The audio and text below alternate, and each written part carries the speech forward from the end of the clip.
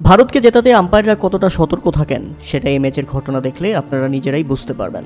এর আগেও বহুবার ক্রিকেটে ভারতের পক্ষপাতিত আম্পায়ারিং নিয়ে আলোচনা সমালোচনা কম হয়নি।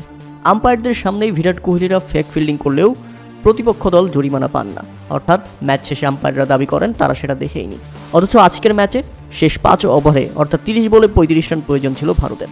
এই 35 রানটা অনেক বড় কিছু এই উইকেটে। এমন সময় যুক্তরাষ্ট্রের অধিনায়ক অ্যারন জোন্সকে ডেকে পাঠান আম্পায়ার, আর আসার পর তাকে বলেন 5 রান জরিমানা নিতে হবে তাদের। অ্যারন জোন্স কিছু বলতে পারেননি, অধিনায়ককে ডেকে আম্পায়ার দিলেন 5 রান জরিমানা। আর অ্যারন জোন্স আম্পায়ারকে নয় বরং তার রাগটা দেখালেন ফিল্ডারদের উপর। আর এরপর আম্পায়ার স্বাভাবিকভাবেই 5 রান জরিমানা দিলেন। তখন ভক্ত সমর্থকদের মনে প্রশ্ন জাগে, কেন সেই 5 রান জরিমানা দেওয়া হলো?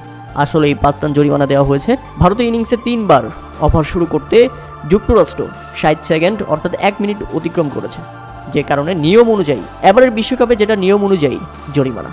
আর এই কারণে 5 রান পেনাল্টি দেওয়া হয়, আর তাতে 30 বলে 35 লাগলে সেটা হয়ে যায় মুহূর্তেই 30 বলে 30। এরপর স্বাভাবিকভাবেই ভারতের জয়, হেরে যায় যুক্তরাষ্ট্র।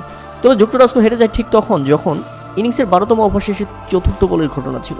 সূর্যকুমার যাদব ক্যাচ তুলে দিয়েছিলেন, তখনও 45 বলে 53 রান লাগে ভারতের।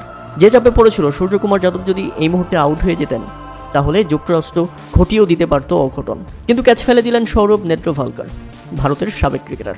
সহজ ক্যাচ ছিল, তার হাতেও পড়েছিল বলটি, কিন্তু তিনি সেটা লুফে নিতে পারেনি। তাই তো দেহে যেন প্রাণ ফিরে পেলেন সূর্যকুমার যাদবের স্ত্রী। তখন 23 রানে বেঁচে যান সূর্যকুমার যাদব। আর এরপরেই ঘটে গেছে বিপরীত ঘটনা। দারুণ ব্যাটিং করে দলকে জয়ের বন্দরে পৌঁছে দিয়েছেন তিনি। তাতে ক্যাচ মিস তো ম্যাচ মিস, সেটা আবারও স্পষ্ট হয়ে যায়। উল্লেখ্য যে এর আগে প্রথমে ব্যাটিং করতে নেমে নির্ধারিত 20 ওভারে 8 উইকেট হারিয়ে 110 রানের লক্ষ্য দাঁড় করিয়েছিল যুক্তরাষ্ট্র।